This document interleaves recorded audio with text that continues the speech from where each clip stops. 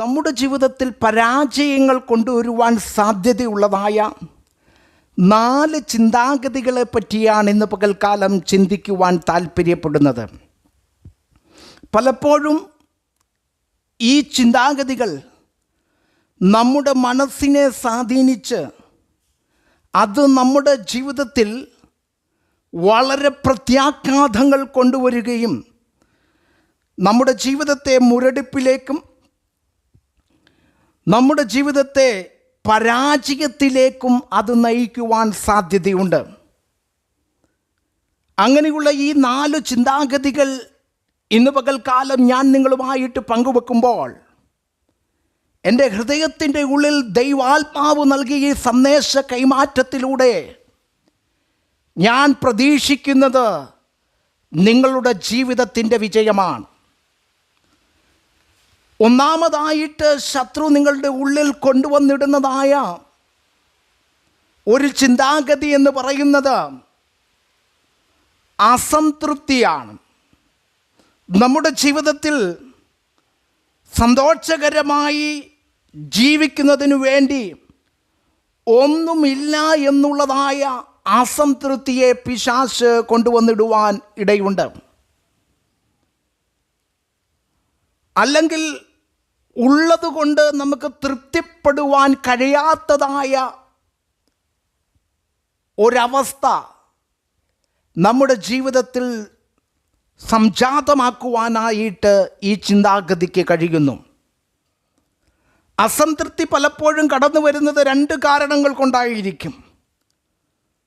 ഒന്ന്, നമുക്കുള്ളത് കൊണ്ട് നമുക്ക് തൃപ്തിപ്പെടുവാൻ കഴിയാത്ത അവസ്ഥ. രണ്ടാമതായിട്ട് ഇത് കടന്നു വരുന്നത് ഇല്ലാത്ത കാര്യങ്ങളെ പറ്റിയുള്ളതായ ഒരു ആകുലതയോ ഒരു ചിന്തയോ നമ്മെ ഭരിക്കുമ്പോൾ അസംതൃപ്തി നമ്മുടെ ജീവിതത്തിലേക്ക് കടന്നു വരും. ദൈവത്തിൻ്റെ വചനം പറയുന്നു, മുമ്പേ അവൻ്റെ രാജ്യവും നീതിയും അന്വേഷിപ്പീൻ, അതോടുകൂടെ സകലതും നമുക്ക് നൽകിത്തരുമെന്നാണ് ദൈവത്തിൻ്റെ വചനത്തിൻ്റെ വാഗ്ദാനം. അങ്ങനെയെങ്കിൽ ഈ ലോകത്തിൽ ജീവനും ഭക്തിക്കും വേണ്ടതെല്ലാം ദൈവം നിങ്ങൾക്ക് തന്നുകൊണ്ടിരിക്കുന്നു, ദൈവം നൽകും എന്ന് പൂർണ്ണമായിട്ട് വിശ്വസിക്കുക. പിശാച് കൊണ്ടുവന്നിടുന്നതായ ഈ അസംതൃപ്തിയെ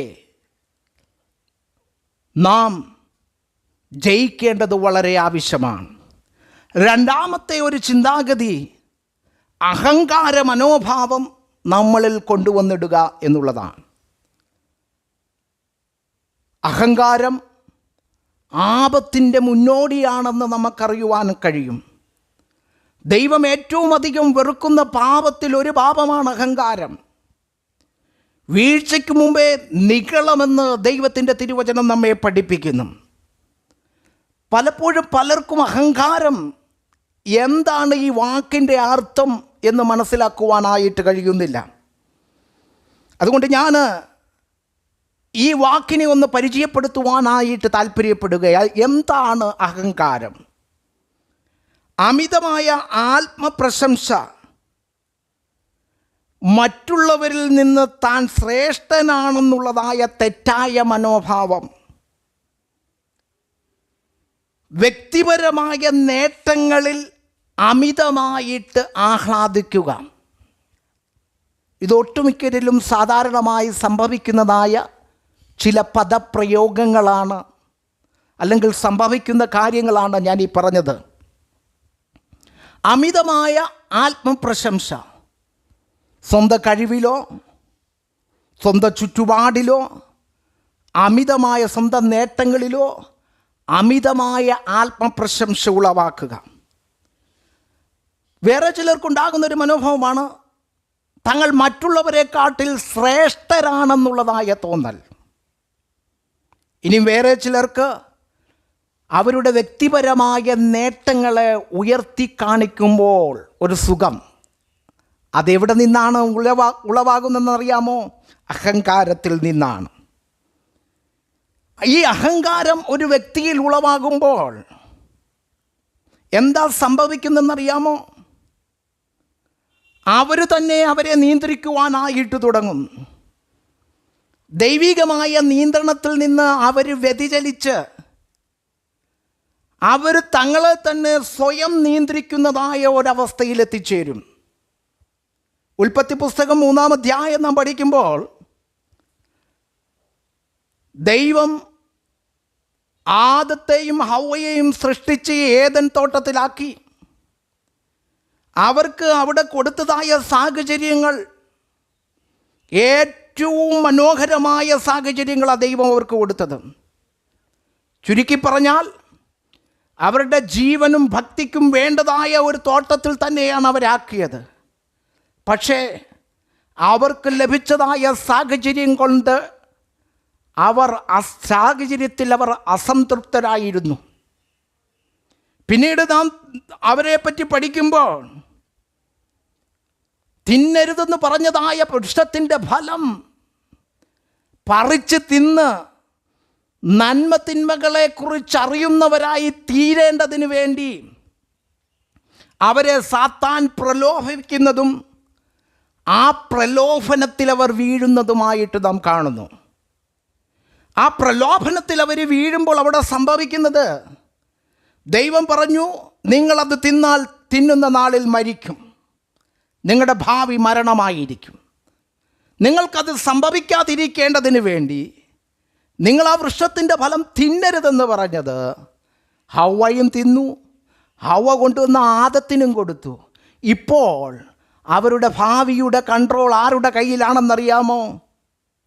ആദത്തിൻ്റെയും ഹവ്വയുടെയും കൺട്രോളിലാണ്.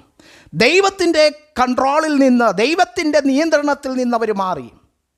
അവർ സ്വയം നിയന്ത്രണത്തിന് അധീനരായിത്തീർന്നു. സ്വയം നിയന്ത്രണത്തിന് അധീനരായിത്തീർന്നപ്പോൾ അവർ ദൈവിക കൽപ്പനയെ ലംഘിച്ചു.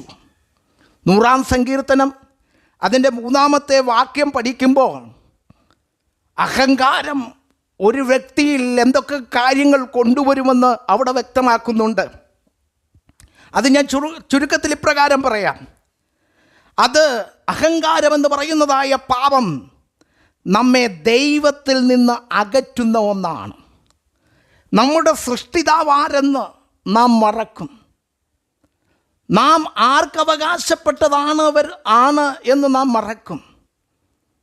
നാം ദൈവത്തിൽ നിന്നകന്ന് ദൈവവുമായിട്ടുള്ള ബന്ധം വിച്ഛേദിച്ച് ദൈവിക നിയന്ത്രണത്തിൻ്റെ വെളിയിൽ പോയി സ്വയനിയന്ത്രണത്തിന് അധീനരായി തീരുന്നതായ അവസ്ഥ. അപ്പോൾ അഹങ്കാരമെന്ന് പറയുന്ന പാപം ദൈവജനത്തെ അല്ലെങ്കിൽ വ്യക്തിജീവിതങ്ങളെ ദൈവത്തിൽ നിന്ന് അകറ്റുന്ന ഒരു പാപമാണ്. ചുരുക്കപ്പറഞ്ഞാൽ ദൈവനിഷേധികളായി നമ്മളെ മാറ്റുവാൻ ഇടയാകും. 3-ാമത് നമ്മുടെ ജീവിതത്തിൽ പരാജയത്തെ കൊണ്ടുവരുന്ന ഒന്നാണ് ഭയം എന്ന് പറയുന്നത്. അനേകരും ഈ പിശാചിൻ്റെ ആശയത്തിൻ്റെ മുമ്പിൽ പരാജയപ്പെട്ടവരാണ്. അതായത് ഭയമെന്ന് പറയുന്നതായ വിത്ത് നിങ്ങളുടെ ഹൃദയത്തിൽ കൊണ്ടുവന്ന് പിശാചിടുമ്പോൾ, ആ ഭയത്തിന് നിങ്ങൾ കീഴ്പ്പെടുമ്പോൾ അത് നിങ്ങളുടെ ജീവിതത്തിൽ പരാജയം കൊണ്ടുവരുവാനിടയായിത്തീരും. ഭയത്തോടെ നിങ്ങൾ നിങ്ങളുടെ ഭാവിയെ എതിരേറ്റാൽ അത് നിങ്ങളുടെ പരാജയത്തിന് കാരണമായിത്തീരും. ഭയത്തോടെ നിങ്ങൾ ബിസിനസ് ആരംഭിച്ചാൽ ആ ബിസിനസ് പരാജയത്തിലെത്തിത്തീരുവാനിടയായിത്തീരും. ഭയത്തോടെ നിങ്ങൾ പരീക്ഷകളെ അഭിമുഖീകരിച്ചാൽ അത് നിങ്ങളുടെ ജീവിതത്തിൽ പരാജയം കൊണ്ടുവരുവാൻ ഇടയുണ്ട്. ഭയത്തോടെ നിങ്ങൾ കുടുംബജീവിതം ആരംഭിച്ചാൽ അത് നിങ്ങളുടെ ജീവിതത്തിൽ ഭയം കൊണ്ടുവരുവാൻ ഇടയുണ്ട്. അപ്പോൾ ദൈവത്തിൻ്റെ തിരുവചനം പറയുന്നു, തികഞ്ഞ സ്നേഹം ഭയത്തെ പുറത്താക്കുന്നു.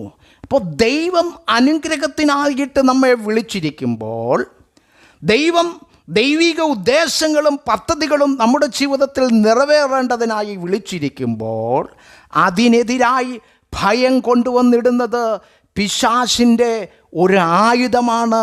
ഈ ഭയത്തെ നിങ്ങൾ ജയിക്കേണ്ടത് വളരെ ആവശ്യമാണ്. 4-ാമത്തെ ഒരു ചിന്താഗതി എന്ന് പറയുന്നത് കയ്പാണ്. കയ്പെന്ന് പറഞ്ഞു കഴിഞ്ഞാൽ ഒരു തരത്തിൽ മറ്റുള്ളവരോട് തോന്നുന്നതായ കോപമാണ്, മറ്റുള്ളവരോട് ഉണ്ടാകുന്ന ദേഷ്യമാണ്. കാരണം നാം ഈ ലോകത്തിൽ ജീവിക്കുമ്പോൾ പലപ്പോഴും മനുഷ്യൻ നമുക്ക് എതിരായിട്ട് തീരുവാനിടയുണ്ട്. പലരും നമ്മുടെ നന്മകളെ മുടക്കുവാനും നമ്മുടെ വഴികളെ അടക്കുവാനും നമുക്ക് വിരോധമായിട്ട് സംസാരിക്കുവാനൊക്കെ ഇടയായിത്തീരും. അങ്ങനെയുള്ള സംസാരങ്ങളും അങ്ങനെയുള്ള പ്രവൃത്തികളും അങ്ങനെയുള്ള ഇടപാടുകളും നാം മനസ്സിലാക്കുമ്പോൾ നമ്മളിൽ അതൊരു കയ്പിൻ്റെ അനുഭവം കൊണ്ടുവരുവാൻ ഇടയായിത്തീരും. ഇന്നും നാം പലപ്പോഴും പലരെയും കണ്ടിട്ടില്ലേ, ഒരു ചർച്ചിൽ ആരാധിക്കുന്നു, ഒരു പായിലിരുന്ന് ആരാധിച്ചാലും പരസ്പരം കൈ കൊടുക്കാത്തവരും പരസ്പരം ആലിംഗനം ചെയ്യാത്തവരും പരസ്പരം സന്തോഷത്തിൻ്റെ ഒരു വാക്ക് പറയാത്ത അനേകരെ നാം ഈ ലോകത്തിൽ കാണുവാനായിട്ട് കഴിയും. എന്നെ കേൾക്കുന്ന പ്രിയമുള്ളവരെ, നമ്മുടെ ജീവിതത്തിലെ പരാജയത്തിന് ഒരു കാരണമാകും നാം കയ്പ് കൊണ്ടു നടന്നാൽ. നാം ആരുടെയും വിദ്വേഷം, ആരോടും വിരോധം, ആരോടും ശത്രുത വളരെ കാലം നമ്മുടെ ജീവിതത്തിൽ കൊണ്ടു നടക്കരുത്.